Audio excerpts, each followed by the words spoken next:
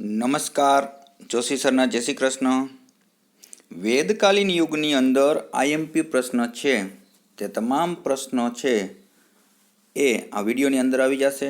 તો તમારે વેદકાલીન યુગની અંદર એમસીક્યુ જે ટેટ ટાટ બીએડના તાલીમાર્થીઓ એમએડના તાલીમાર્થીઓને ખૂબ જ ઉપયોગી. તો વેદકાલીન યુગની ચાલો આપણે એમસીક્યુ બેચ ચર્ચા કરીએ. હેન્ડસ્પ્રી લગાવી લેજો, ધ્યાનથી સાંભળજો. જોશી સરના જય શ્રી કૃષ્ણ. શરૂઆત કરીએ.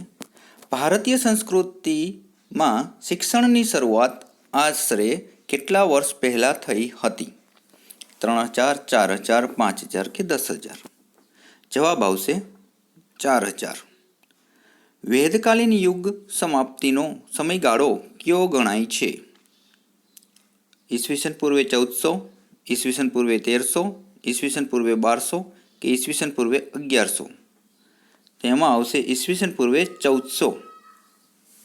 ઈસવીસન પૂર્વે 1400 પહેલાં વેદકાલીન યુગની સમાપ્તિનો સમયગાળો ગણાય છે. વેદકાલીન યુગ પછી કયા યુગની શરૂઆત થઈ હતી? તો વેદકાલીન યુગની શરૂઆત જે છે તે ઉત્તર વૈદિક યુગ, વેદકાલીન યુગ પછી શરૂઆત થઈ હતી. ઉત્તર વૈદિક યુગ કેટલા વર્ષ સુધી ચાલ્યો હતો?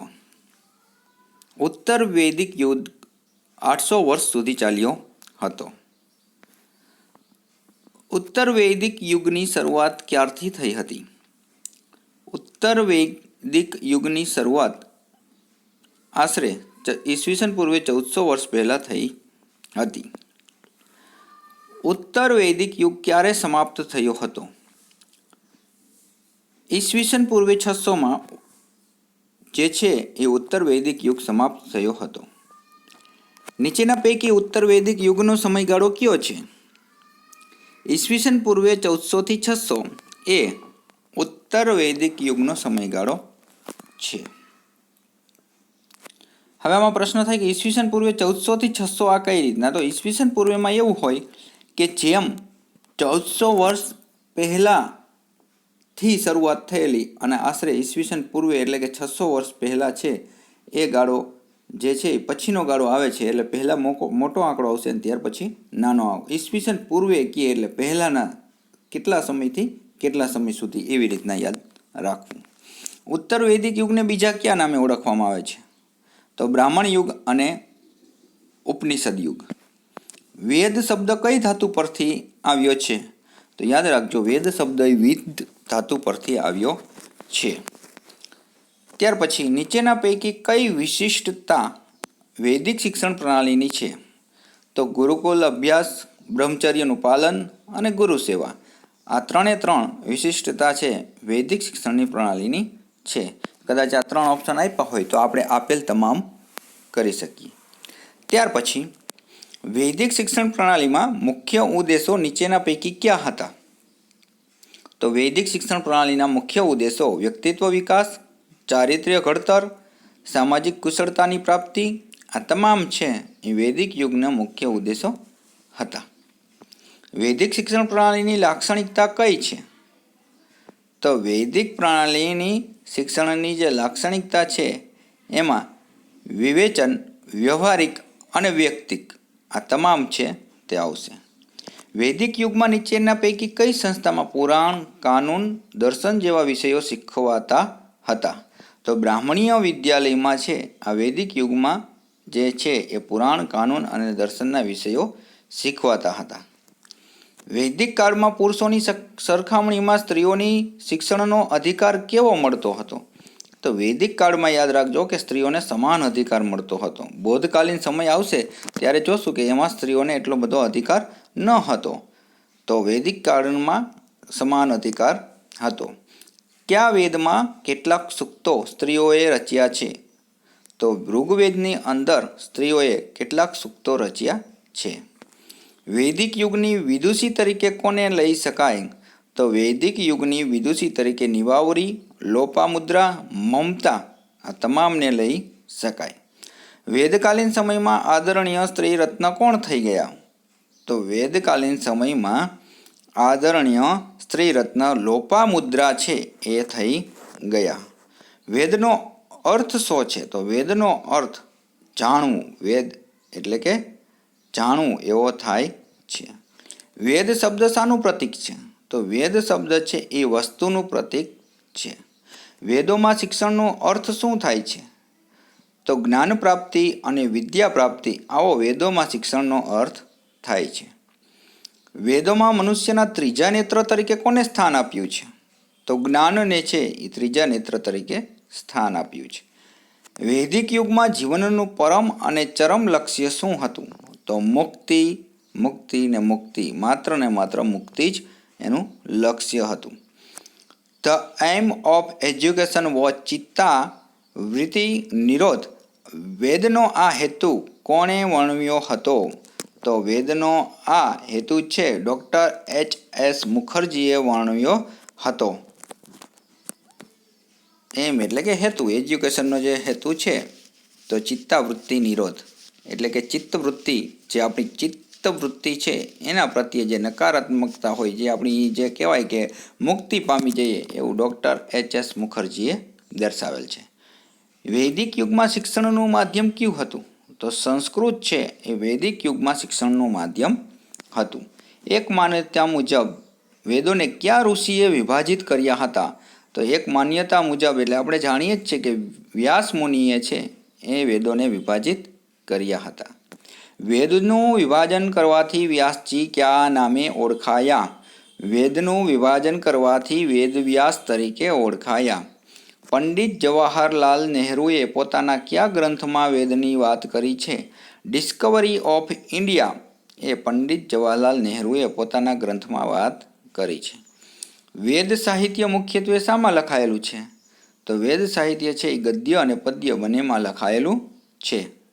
વૈદિક ગદ્યને શું કહેવામાં આવે છે? વૈદિક ગદ્ય હોય એને યજુપ કહેવામાં આવે છે. યાદ રાખજો, વૈદિક ગદ્યને યજુપ તરીકે ઓળખીએ છીએ. વૈદિક પદ્યને શું કહેવામાં આવે છે? તો વૈદિક જે પદ્ય હોય એને આપણે ઋચા તરીકે ઓળખીએ છીએ. વૈદિક સૂક્તોના સમૂહનું વર્ગીકરણ ક્યારે કરવામાં આવ્યું હતું? તો વૈદિક સૂક્તોના સમૂહનું વર્ગીકરણ ઈસવીસન પૂર્વે 1500થી 1000 વર્ષ પહેલાં કરવામાં આવ્યું હતું. વેદોના મુખ્ય પ્રકાર કેટલા છે? વેદોના મુખ્ય પ્રકાર દરેકને આવડતા જ હોવા જોઈએ. 4 પ્રકાર છે. વેદાંગો કેટલા છે? તો વેદાંગો 6 છે. ઉપનિષદોની સંખ્યા કેટલી છે? તો ઉપનિષદોની સંખ્યા 108 છે. પુરાણોની સંખ્યા કેટલી છે? તો પુરાણોની સંખ્યા 18 છે. સૌથી પ્રાચીન અને મુખ્ય વેદ કયો છે? તો સૌથી પ્રાચીન અને મુખ્ય વેદ ઋગ્વેદ છે. આપણા 4 વેદોમાંથી મહાન જ્ઞાનનો ભંડાર એ વેદ કયો ગણાય? તો ઋગ્વેદ છે એ મહાન જ્ઞાનનો ભંડાર ગણાય છે. જૂનામાં જૂનો વેદ કહીએ, બરાબર, આપણા પ્રાચીન વેદ કહીએ, જ્ઞાનનો ભંડાર કહીએ, તો એમાં ઋગ્વેદ જ આવશે. જો વિશ્વનો સૌથી પ્રાચીનતમ સાહિત્ય ગ્રંથ તો ઋગ્વેદ. યજ્ઞો, મંત્રો અને યજ્ઞ કરવાની રીત કયા વેદમાં વર્ણવી છે? તો યજુર્વેદમાં ક્રિયાકાંડ, મંત્રો અને જે હોમ હવન છે એની રીત વર્ણવી છે. એટલે યજુર્વેદ આવે તો ક્રિયાકાંડ અથવા યજ્ઞોના મંત્રો કે યજ્ઞ કરવાની રીત એમાં જ આવે છે. સામવેદમાં કઈ કલાનું વર્ણન છે? તો સામવેદ એટલે સંગીત. આપણને ખબર, સંગીતનો વેદ એટલે સામવેદ. અથવા એમાંય પૂછે કે સંગીતનો કયો વેદ છે? તો સામવેદ છે સંગીતનો વેદ છે. ઘર, ગૃહસ્થી અને સુખ સંપત્તિના નિયમો કયા વેદમાં રજૂ થયા છે? તો અથર્વવેદમાં રજૂ થયા છે. વેદકાળમાં ઔષધિ શાસ્ત્રના શિક્ષણનો સમયગાળો કેટલો હતો? તો 7 વર્ષ હતો.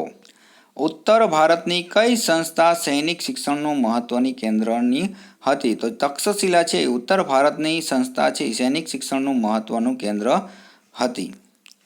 વૈદિક શિક્ષણ પ્રણાલીમાં વિદ્યાર્થીઓને કઈ રીતે શિક્ષણ અપાતું હતું? તો વ્યક્તિગત અને મૌખિક રીતે શિક્ષણ અપાતું.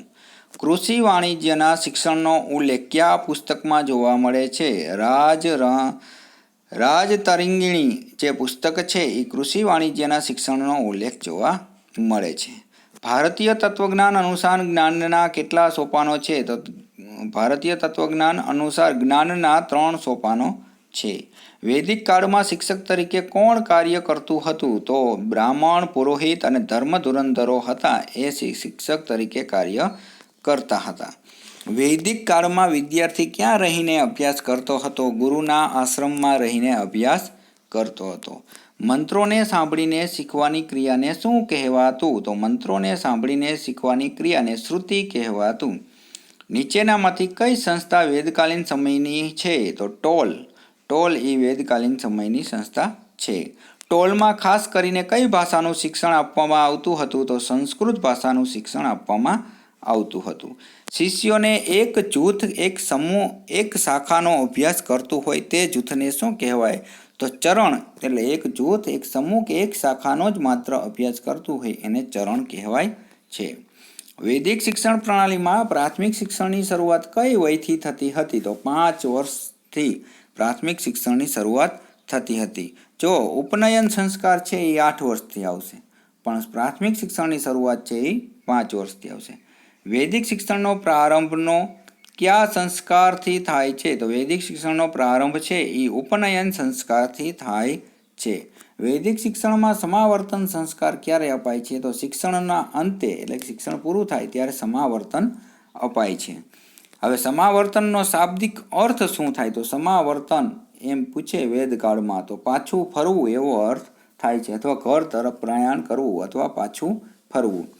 અધ્યયનના 12 વર્ષ બાદ વિદ્યાર્થીને કઈ ડિગ્રી મળતી? તો સ્નાતકની ડિગ્રી છે એ મળતી. કેટલા સમયગાળામાં વિદ્યાર્થીને એક વેદનું શિક્ષણ મેળવતો? તો 12 વર્ષના સમયગાળામાં વિદ્યાર્થી એક વેદનું શિક્ષણ મેળવતો. ગુરુ પાસે રહેનાર વિદ્યાર્થીને શું કહેવાય? તો ગુરુ પાસે રહેનાર વિદ્યાર્થીને અંતેવાસી કહેવાય છે.